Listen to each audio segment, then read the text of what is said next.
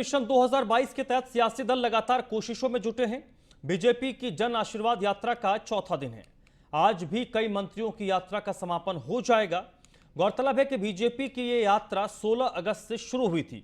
आज भी यूपी के अलग अलग जिलों में केंद्रीय मंत्री जन आशीर्वाद यात्रा निकालेंगे और जनता तक पहुंचकर केंद्र और राज्य सरकार की योजनाओं को जनता को बताएंगे।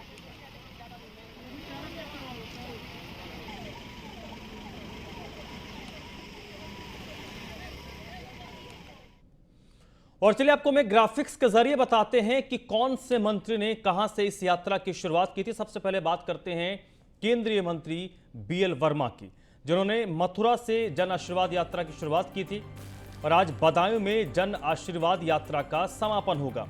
केंद्रीय मंत्री बनने के बाद पहली बार अपने गृह जनपद बीएल वर्मा पहुंचेंगे। मथुरा से आगरा, गाजियाबाद, गौतम बुद्ध नगर, बुलंदशहर होते हुए बदायूं में इसका समापन होगा। अनुप्रिया पटेल, ये पूर्वी यूपी की बात है, 18 अगस्त से उन्होंने प्रयागराज से इसकी शुरुआत की थी और प्रतापगढ़ होते हुए मिर्जापुर में उनकी यात्रा का समापन होगा। मिर्जापुर उनका संसदीय क्षेत्र है और केंद्र की योजनाओं को लेकर जनता से केंद्रीय मंत्री ने संवाद किया। 18 अगस्त से उन्होंने इसकी शुरुआत की थी। पंकज चौधरी की बात करें तो 16 अगस्त को बस्ती से जन आशीर्वाद यात्रा की शुरुआत की थी। उसके बाद महाराजगंज होते हुए कासगंज में जन आशीर्वाद यात्रा पहुंची है और बस्ती से सिद्धार्थनगर उनकी यात्रा पहुंची। 25 अगस्त को एटा, 26 को मैनपुरी में, 27 को इनका समापन होगा। केंद्रीय मंत्री एसपी सिंह बघेल की बात करें तो फिरोजाबाद से उन्होंने अपनी इस यात्रा की शुरुआत की थी। 18 अगस्त को जन आशीर्वाद यात्रा की शुरुआत एसपी सिंह बघेल ने की थी और आज आगरा में उनकी इस यात्रा का समापन होगा।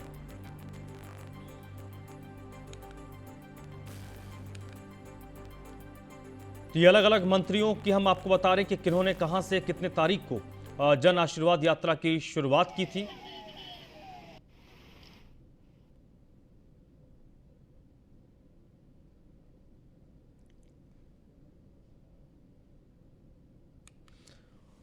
और ये दो तस्वीरें इस वक्त आपको दिखा रहे हैं। जन आशीर्वाद यात्रा जिसके तहत भारतीय जनता पार्टी की आला कमान ने अपने तमाम नव निर्वाचित मंत्री, जिन्हें इस बार एक्सपेंशन में मंत्रिमंडल में जगह मिली है, उन तमाम मंत्रियों को अपने राज्य में पहुंचकर अपने अपने क्षेत्र का उनको जिम्मेदारी दी गई है, जहां पर वो लोगों के बीच जा रहे हैं, छोटी छोटी सभाएं कर रहे हैं।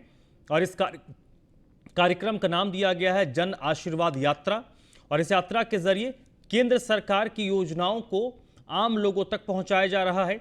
जहां पर जिस स्टेट में भारतीय जनता पार्टी की सरकार है, जैसे उत्तर प्रदेश की हम बात करें तो उत्तर प्रदेश में योगी सरकार ने क्या कुछ काम आम लोगों के लिए किए हैं, इन योजनाओं को आम लोगों तक पहुंचाना है और आम लोगों के बीच भारतीय जनता पार्टी को लेकर, भारतीय जनता पार्टी के विचार को लेकर, भारतीय जनता पार्टी के काम को लेकर लोगों को जागरूक करना है।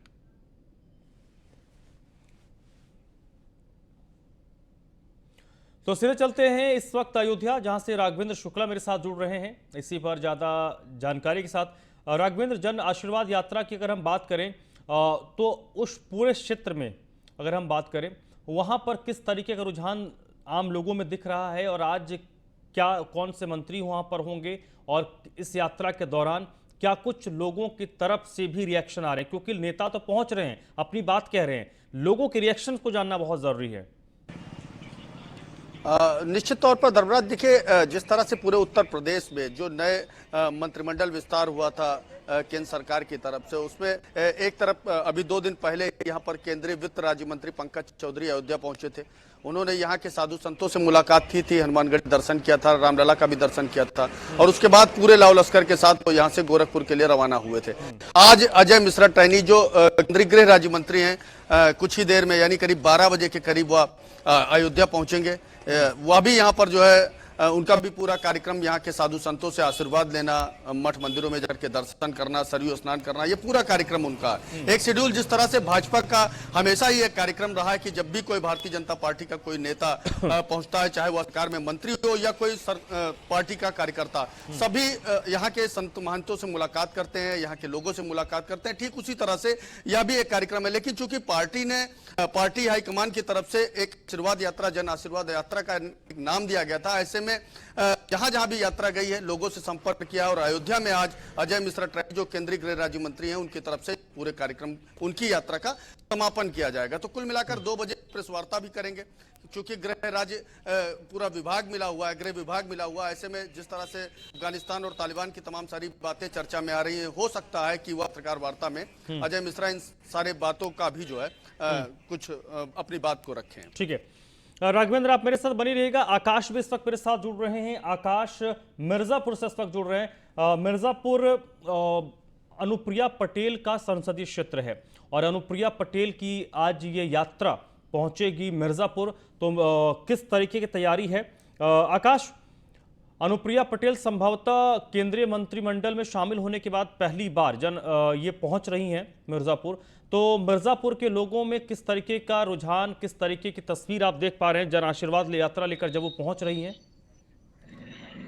देखिए, पटेल समुदाय के बड़ी नेता थी ये अनुप्रिया पटेल हैं और काफी दिनों से नाराज थी। हालांकि केंद्रीय मंत्रिमंडल में विस्तार होने के बाद इनका नाम आया, तो ये नाराजगी खत्म हुई और अपने संसदीय क्षेत्र में पहले पहुंच रही है। तो निश्चित तौर पे प्रयागराज में इनका रैली देखा गया, काफी भीड़ उमड़ी। अब मिर्जापुर पहुंच रही हैं, तो ये भीड़ देखा जा सकता है कि और भी भीड़ होगी। हालांकि 4.5 साल में सरकार के कार्यों को गिनाएंगी और लाभान्वित हो लोगों से भी बात करेंगी और 2022 में फिर से बीजेपी सरकार आए उसका आशीर्वाद लेगी। जी नहीं तो ओवरऑल अगर हम बात करें उस पूरे क्षेत्र में, क्योंकि आपने बताया कि एक जाति विशेष में वो बड़ी नेता मानी जाती हैं और संसद की सदस्य हैं, इस बार मंत्रिमंडल में उनको जगह मिली है, तो क्योंकि कोशिश तो इस जन आशीर्वाद यात्रा के जरिए कि काम तो आपको बताना ही है, लेकिन विशेष तौर पर जिस ओबीसी वर्ग से आप आती हैं उस ओबीसी वर्ग को भी आपको साधना है, तो क्या अनुप्रिया पटेल मिर्जापुर और उसके आसपास के जो क्षेत्र हैं, जो संसदीय क्षेत्र हैं, वहां पर उस ओबीसी वोट बैंक को साधने में कामयाब दिख रही है? देखिए, कोरोना काल की बात की जाए तो कोरोना काल में इनसे काफी जनता मिर्जापुर के नाराज थी। हालांकि अब ये मिर्जापुर जा रही है दौरे पे, अब देखना होगा कि क्या मिर्जापुर की जनता कितना समर्थन देती है। इनका जन आशीर्वाद यात्रा में जाती है या जन आक्रोश में जाती है, क्योंकि समाजवादी पार्टी के लोग भी जन आक्रोश यात्रा निकाल रहे हैं, ऐसे में जन आशीर्वाद यात्रा निकाल रही है। अब जनता को रुझान समझने की जरूरत है कि कोरोना काल में कौन साथ दिया, या अपने संसदीय क्षेत्र में अनुप्रिया पटेल कितनी बार आई कोरोना काल के दौरान, ये जनता को जानने का विषय है। हालांकि आज शाम को जाएंगी और समापन भी मिर्जापुर से करेंगी, तो देखना दिलचस्प होगा कि क्या आगे की रणनीति होती है, क्या देखने का रुझान मिलता है। जी बिल्कुल, एक तरफ जहां सत्ताधारी पार्टी यानी भारतीय जनता पार्टी जन आशीर्वाद यात्रा निकाल रही है, तो समाजवादी पार्टी जन आक्रोश यात्रा निकाल रही है। आक्रोश या समर्थन, इस बीच मामला फंसा हुआ है। हालांकि भीड़ तो अपने आप में कोई पैमाना नहीं होता, क्योंकि अंतिम निष्कर्ष जनता की अदालत में वोटिंग के जरिए होती है, जिसमें थोड़ा वक्त है। कृष्णा त्यागी इस वक्त मेरे साथ जुड़ चुके हैं आगरा से। कृष्णा, एसपी सिंह बघेल आज जन आशीर्वाद यात्रा लेकर पहुंचेंगे आगरा, तो आगरा में जन आशीर्वाद यात्रा की तैयारी किस तरीके की है? भारतीय जनता पार्टी में उत्साह किस तरीके का है? क्योंकि लोगों तक पहुंचना तो है ही, लेकिन इस जन आशीर्वाद यात्रा के जरिए भारतीय जनता पार्टी का आला कमान अपने जो निचले स्तर के कार्यकर्ता हैं उनको चार्ज करने की कोशिश कर रही है, ताकि मोमेंटम बना रहे। जनता पार्टी ने जन आशीर्वाद यात्रा का एक नया मुकाम हासिल किया है और उसको देखकर भारतीय जनता पार्टी के लोगों में काफी उत्साह दिखाई दे रहा है। आज जिस तरह से जन आशीर्वाद यात्रा भी आगरा में जिस तरह से खत्म होगी, उसको लेकर भारतीय जनता पार्टी के लोगों में कितना उत्साह है, वो लोग इंतजार कर रहे हैं कि एसपी सिंह बघेल आए, उनका सम्मान किया जाए और यहाँ पर पूरी तरह से वो उस तरह से माहौल क्रिएट किया गया है। और वहीं विपक्ष की बात करें तो विपक्ष लगातार जन आक्रोश की यात्रा निकालकर यह साबित करना चाह रहा है कि जन आशीर्वाद यात्रा से बिल्कुल कतई इन लोगों को आशीर्वाद मिलने वाला नहीं है और पूरी तरह से विपक्ष भारतीय जनता पार्टी पर आरोप और प्रत्यारोप लगाते हुए नजर आ रहा है। जी चलिए, एक बार फिर से राघवेंद्र के पास चलते हैं। राघवेंद्र, हमने तो आम जनता की बात की, लेकिन जहां तक मेरी समझ कहती है कि भारतीय जनता पार्टी की कोशिश ये भी होगी कि अपने कार्यकर्ताओं को आप मोटिवेट करें, उनके एक्सपेक्टेशन को आप और आगे बढ़ाएं। क्योंकि मुझे याद है भारतीय जनता पार्टी के जो बड़े नेता, चाहे प्रधानमंत्री मोदी हों, अमित शाह हों, जेपी नड्डा हों, वो ये कहते रहते हैं कि भाई आप ये मत सोचिए कि हम 400 सीट ला रहे हैं, हम 350 सीट जीत रहे हैं। ये सोचकर आप बेफिक्र होकर घर पर मत बैठिए, लगातार काम करते रहिए, लगातार लोगों के बीच जाइए। क्योंकि हो सकता है आप आराम से बैठें, वही खरगोश वाली कहानी और जो कछुए वाली कहानी होती है, तो ये काम नहीं करना है। तो इस जन आशीर्वाद यात्रा के जरिए भारतीय जनता पार्टी कार्यकर्ताओं को बूस्ट कर रही है कि घरों से बाहर निकलिए, आम लोगों को पार्टी के बारे में बताइए, पार्टी के काम के बारे में बताइए। बिल्कुल, देखिए केंद्र सरकार हो या राज्य सरकार हो, इनके मुखिया कहे जाने वाले चाहे मुख्यमंत्री योगी आदित्यनाथ हो या प्रधानमंत्री नरेंद्र मोदी हो, लगातार वो जनता से संवाद करने की हमेशा ही कोशिश करते रहते हैं। प्रधानमंत्री नरेंद्र मोदी ने मन की बात एक कार्यक्रम चलाया, लगातार लोगों से जो है संवाद करते रहे। इसके पहले भी आपने देखा होगा कि एक अन्य योजना, प्रधानमंत्री अन्य योजना का शुभारंभ हुआ, उसमें भी उन्होंने जो है लोगों से संवाद किया, लोगों से बात की। ठीक इसी तरह मुख्यमंत्री भी जो है टीम 11, टीम 9, तमाम सारी परियोजनाओं के साथ साथ वो जनता से सीधे संवाद भी करते रहे। लगभग हर जनपद में जाकर के उन्होंने दौरा भी किया, लोगों से मुलाकात भी की। लेकिन चूंकि कोरोना काल में जिस तरह से पार्टी के अन्य, चाहे वो सांसद हो, विधायक हो, घरों से नहीं निकल रहे थे, तमाम सारी शिकायतें भी थी, लोगों में जन आक्रोश भी था, लोग सरकार की नीतियों को नहीं समझ पा रहे थे। कहीं ना कहीं यह कारण देखने को जरूर मिला कि लोग एक विरोध कर रहे थे, चाहे वो सोशल मीडिया पर ही सही, लेकिन वो विरोध जरूर जता रहे थे। और यही कारण है कि ठीक जब केंद्र सरकार की तरफ से एक आदेश मिला कि जो नवागत मंत्री बनाए गए हैं, नए मंत्रिमंडल में विस्तार हुआ है और इन लोगों को सड़क पर निकाला जाए, जन आशीर्वाद यात्रा का एक नाम दिया गया। जन आशीर्वाद यात्रा के तहत भारी भरकम भीड़ भी लेकर के चली गई। आप समझ लीजिए पूरे उत्तर प्रदेश में जितने भी मंत्री थे, सब अपने अपने क्षेत्र में, यानी आसपास के करीब 3 से 4-5 जिलों में जो है एक अच्छी खासी एक इन्होंने जन आशीर्वाद यात्रा निकाली। आज जिस तरह से अजय मिश्रा टैनी है, लखीमपुर खीरी के सांसद हैं, अयोध्या से करीब 300 किलोमीटर की दूरी है। आसपास के जनपद की बात की जाए तो लखनऊ से इन्होंने जन यात्रा शुरुआत की थी। लखनऊ, सीतापुर, लखीमपुर, इसके बाद बहराइच से गोंडा से आज वो अयोध्या पहुंच रहे हैं। तो कुल मिलाकर के 6 से 7 डिस्ट्रिक्ट। चलिए बिल्कुल, अभी भारतीय जनता पार्टी और जो विपक्षी पार्टी है जन आक्रोश और जन आशीर्वाद यात्रा निकाल रही है। अभी तो वक्त है, तो और इस तरीके के न जाने और कौन कौन से कार्यक्रम होंगे ताकि लोगों के बीच भी पहुंचा जाए और अपने कार्यकर्ताओं को भी मोटिवेट करके रखा जाए। बहुत बहुत शुक्रिया आपका राघवेंद्र इस पूरी बातचीत के लिए। कृष्ण त्यागी आपका भी बहुत बहुत शुक्रिया। आकाश आपका भी बहुत बहुत शुक्रिया। तो आगामी विधानसभा चुनाव को देखते हुए बीजेपी की नजरें उन ओबीसी और अनुसूचित जातियों पर टिकी हुई हैं जो किसी भी राजनीतिक दल का स्थायी वोट बैंक नहीं रही हैं। हालांकि बीजेपी अपनी जन आशीर्वाद यात्रा के जरिए ओबीसी और अनुसूचित जातियों के वोटों को लुभाने में जुटी हुई है।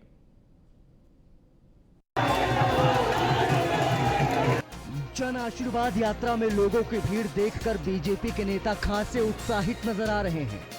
केंद्रीय मंत्री बीएल वर्मा के नेतृत्व में गाजियाबाद पहुंची जन आशीर्वाद यात्रा में लोगों का जमकर उत्साह देखने को मिला।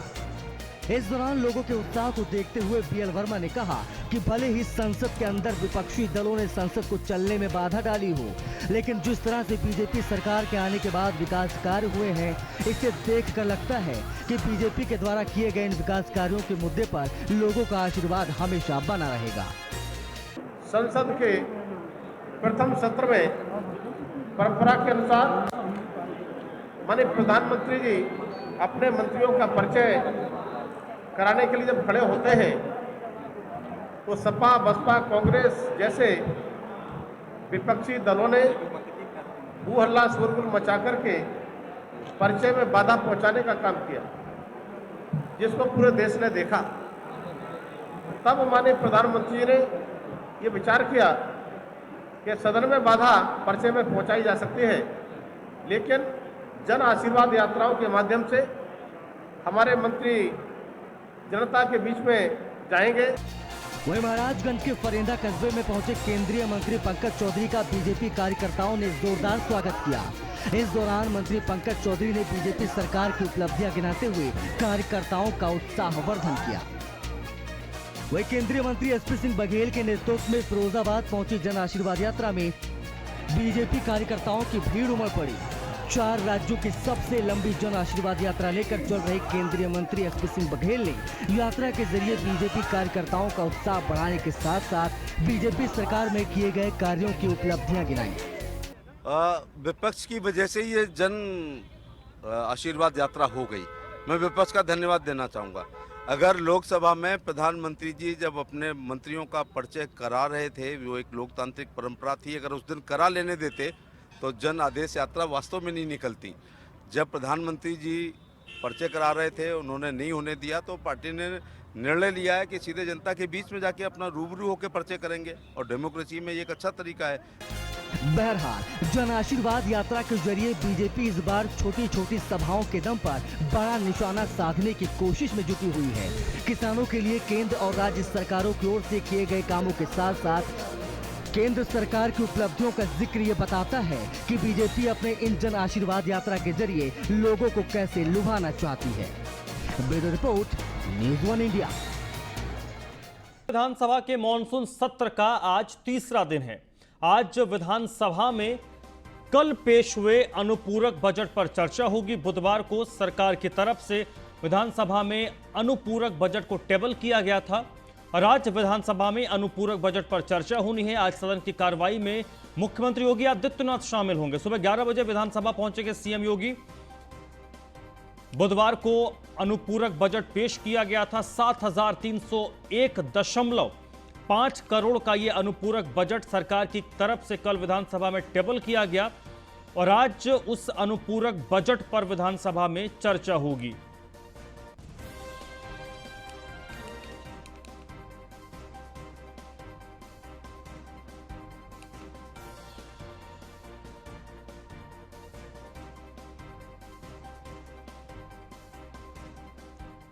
एक और बड़ी खबर, कोरोना मामलों को देखते हुए केजेएमयू ने एक बड़ा फैसला किया है।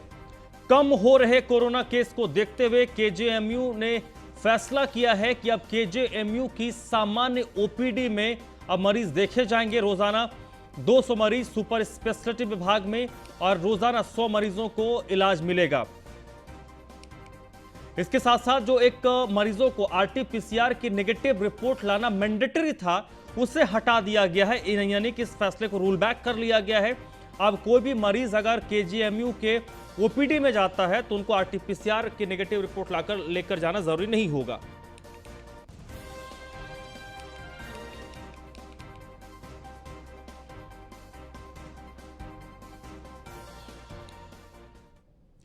All India Muslim personal law board ने एक स्पष्टीकरण जारी किया है कि किसी मेंबर की निजी राय मुस्लिम पर्सनल लॉ बोर्ड की राय नहीं हो सकती है।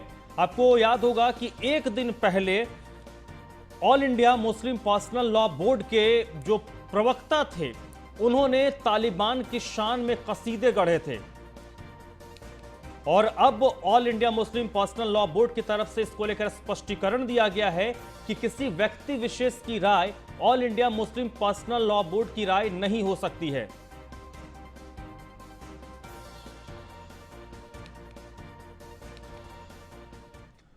लखनऊ से एक और बड़ी खबर है। सीयूजी नंबर से धमकाने वाले को गिरफ्तार किया गया है। अधिकारियों पर दबाव बना रहा था ये शातिर।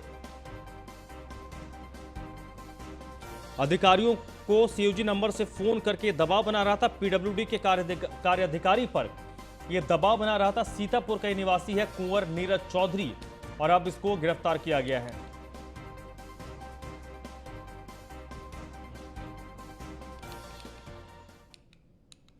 लखनऊ के पारा थाना के दबंगों के हौसले बुलंद है। एक युवक को 4-5 लड़कों ने अपने घर के अंदर घसीटा और फिर बंधक बनाकर बेरहमी से उसकी पिटाई की। आरोप है कि बिजली के करंट से उसको झटका भी दिया गया। युवक की चीख पुकार सुनकर मोहल्ले वालों ने युवक की जान बचाकर उसे ट्रॉमा सेंटर में भर्ती करवाया है। आरोप है कि इससे पहले भी युवक पर हमला किया गया था। इसकी शिकायत पुलिस में की गई लेकिन कोई सुनवाई नहीं हुई। फिलहाल पुलिस ने मामला दर्ज किया है और अब आगे की विधिवत कार्रवाई कर रही है।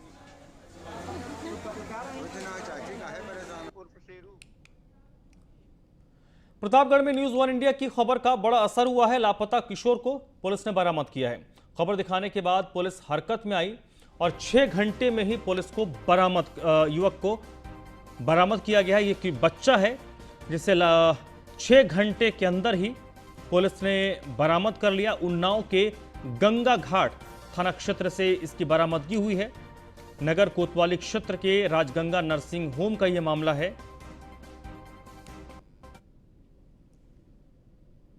आज सुबह की सूचना जो है एक प्रतिवासी के लोग उनका लड़का शिवान सिंह जो है वो घर से काम चला गया था। इस संबंधी उनके द्वारा पुलिस को सूचना दी गई। तत्पश्चात पुलिस ने तत्परता से कार्रवाई की और विभिन्न जगहों की फुटेज के हिसाब से हम लोग बच्चे को ट्रेस करते हुए ये पता लगा कि बच्चा जो है वो गंगा घाट थाना अंतर्गत भांडेकर एकेडमी के पास में है। यहाँ पर लोकल थाने से संपर्क करके बच्चे को सकुशल बरामद कर लिया गया है। हमारी इस बुलेटिन में फिलहाल इतना ही।